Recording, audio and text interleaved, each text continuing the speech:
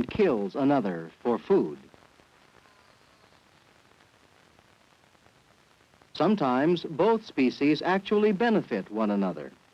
Termites, for example, eat wood, but cannot digest it. If we examine the intestinal contents of a termite under the microscope, we can see tiny organisms living there.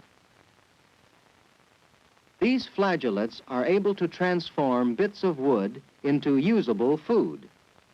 A mutually beneficial relationship like this is called mutualism. But there are many smaller organisms that live at the expense of another animal, such as this rat, in a relationship called parasitism. To see some of these parasites, we remove the intestines of the rat.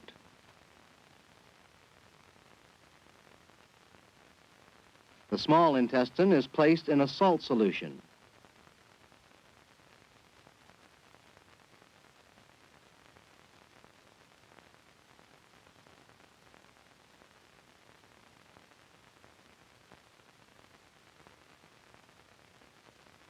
The large intestine is placed in another salt solution. The parasites are found in the cavities of both large and small intestines, where they get their food from the host's intestinal contents. If we cut the small intestine along its length, the parasites and partially digested food are released into the salt solution. These are tapeworms, similar to those sometimes found in man's intestine. From observations of living tapeworms and other parasites, biologists have developed a theory to explain the origin of parasitism in flatworms. It is thought that at one time, all flatworms were somewhat like the modern planaria, active, free-living animals with sense organs, nerves, and muscles. Such an animal had a mouth and digestive cavity. This planaria is feeding on a piece of fresh liver. It is capable of discovering food, feeding on it, and digesting it. At some time in the past, some flatworms attached themselves to the bodies of other animals, such as this king crab. The worms in this case took up housekeeping on its gills.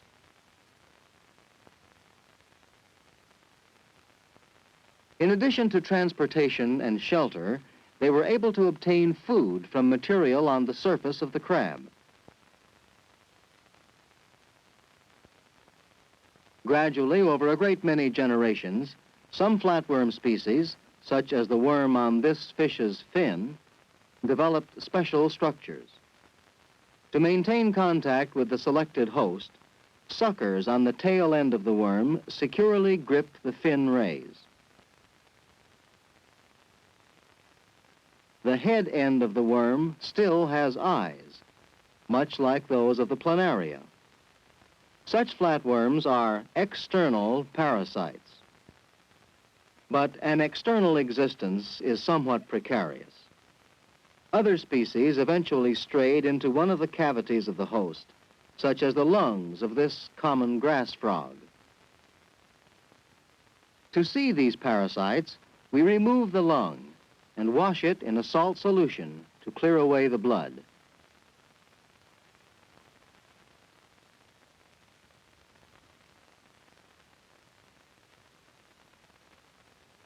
In a dish of clean solution, we open the lung.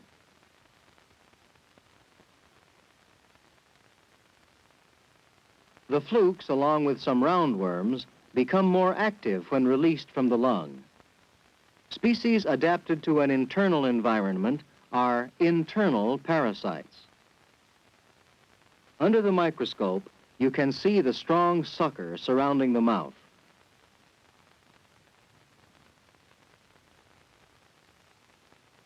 The problem of getting their offspring established in new hosts is much more difficult than that of external parasites.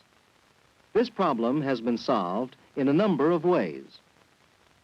This lung fluke, like most flukes, contains both male and female sex organs. The dark brown coil contains eggs ready to be released. The light brown structure at the tail end are testes and contain sperms. Other flukes adapted to living in the ducts of the liver of mammals. Like its relatives, this liver fluke has suckers for holding itself in place. The nervous systems of flukes are sufficiently well developed to enable the fluke to move about.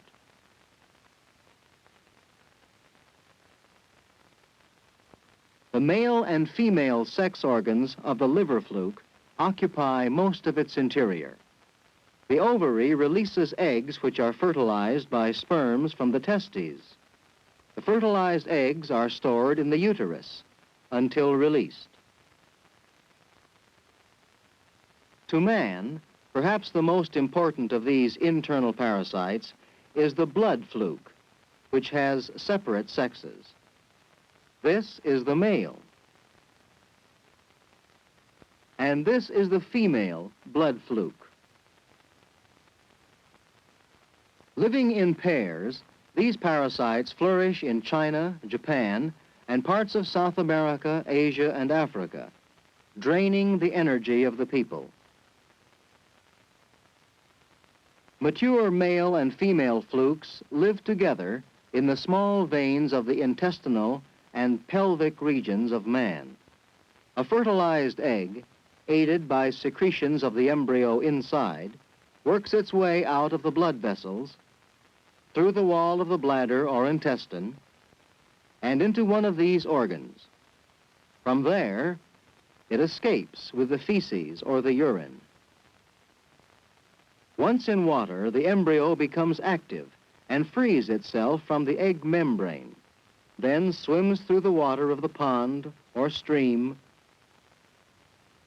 If it does not find a specific kind of snail quickly, the larva dies. However, if it does find such a snail, the embryo bores into the soft, exposed foot of the snail, the intermediate host. Inside the snail, the larval fluke continues to develop. Eventually, one of these forms, the cercaria, bores out of the snail into the pond water. Here you can see thousands of these cercarias. So extravagant is the production of these cercarias, it is likely that a few will find their way to human hosts. Working in the shallow water of rice fields, millions of people are infected this way each year. A cercaria touches human skin. It bores in, moving through the skin tissue until it finds a blood vessel. If it enters the blood vessel, it will be carried along with the blood throughout the body until it reaches the intestinal and pelvic veins, where it develops into a mature fluke. The presence of these parasites in man causes anemia and often death. Mice are used extensively to study these worms in the laboratory. Here, the tails of anesthetized mice are exposed to living cercarias, just as the man's feet were exposed in the pond. After a period of development, the mouse is opened.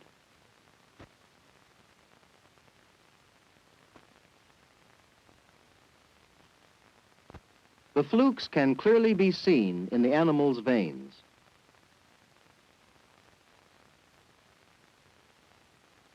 To remove the worms, a needle is inserted in the aorta of the mouse, and a salt solution is forced through its blood system. The worms are washed out of the liver along with the blood.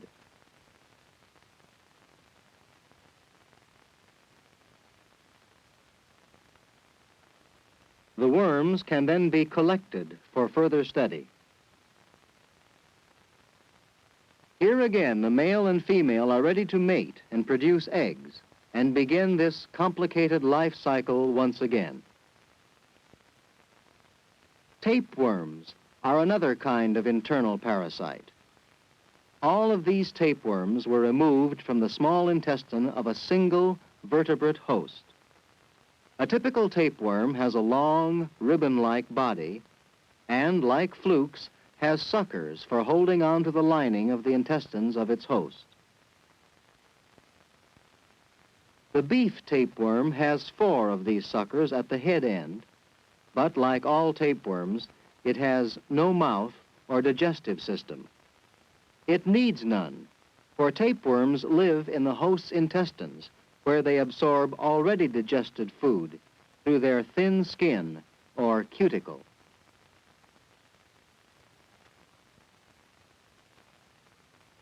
Behind the head is a short growing region from which a series of body sections called proglottids are constantly budded off.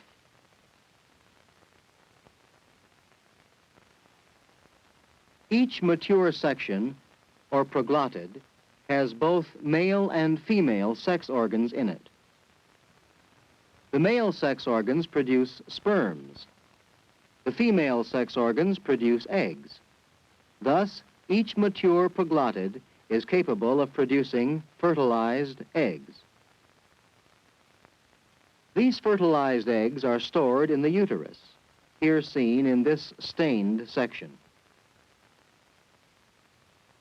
Since passive modes of transfer are very hazardous, only parasites which produce enormous numbers of potential young can survive this kind of life cycle, and the end proglottids of the tapeworm are hardly more than bags of eggs.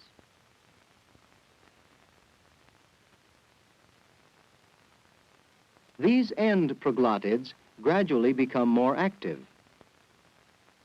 Eventually, the end proglottid breaks loose and is carried out of the host with the feces. The freed proglottid crawls away from the voided fecal material, eventually dries up, and finally ruptures, releasing its eggs. If eggs of the human beef tapeworm are eaten by a cow, they will hatch in the cow's intestine. The cow thus serves as the intermediate host in the life cycle of tapeworms. In the cow's intestine, the embryo in the egg will develop and escape from the egg membrane. This larva enters the intestinal tissue, finds a blood vessel, and is carried by the bloodstream to the muscles of the cow. There it establishes itself among the muscle fibers, growing into a cyst-like organism called a bladder worm, or cysticercus. This piece of fresh beef shows such a cyst, or measle. Meat infected by these larvae is called measly beef.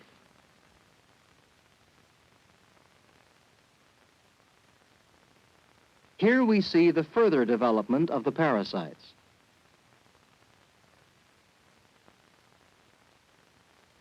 If uncooked beef containing these bladder worms is eaten by a human, the mature worm will develop in the person's intestine, causing disease. Aside from cooking, the best way to prevent parasites from infecting humans is to interrupt the normal parasitic life cycle. Meat, for example, is inspected for bladder worms. By allowing only meat that is free from larvae to go to market, the life cycle of the tapeworm is interrupted. Research to learn more of the details of these relationships and the life cycles of parasites continues at a constantly increasing pace in laboratories around the world. Man's aim is to eliminate parasitism as a human disease and to control it in his domesticated animals. But parasitism is an involved and important part of nature. In terms of actual numbers, the animal kingdom has many more parasitic organisms than free-living individuals. Studies continue to help us understand the parasitic way of life in all of nature.